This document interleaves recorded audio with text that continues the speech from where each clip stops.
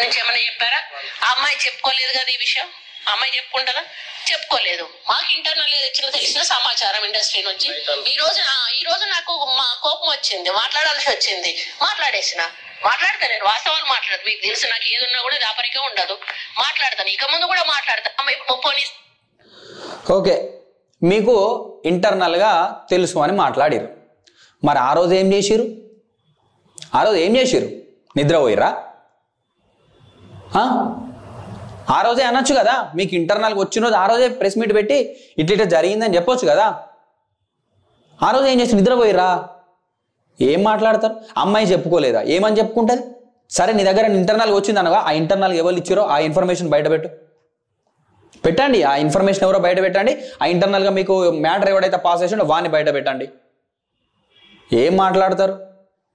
నాకు ఇట్లా డివర్స్ అయింది, నాకు అట్లా అయింది, ఇట్లా అయిందని చెప్పుకుంటారా?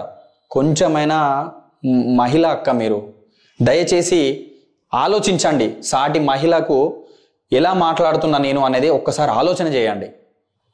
దీనికి ఫుల్ స్టాప్ చేసేయండి. మీరు ఇప్పుడు ఏదైతే న్యాయస్థానంలో అక్కినేని నాగార్జున గారు వేశారో మీరు దానిపైన ప్రిపేర్ అవ్వండి.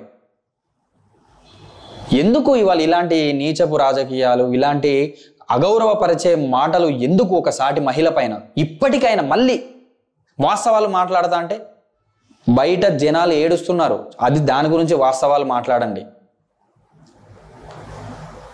వాస్తవాలు అంటే అవి జనాలకు మంచి చేయాల్సిన మాటల గురించి మాట్లాడండి.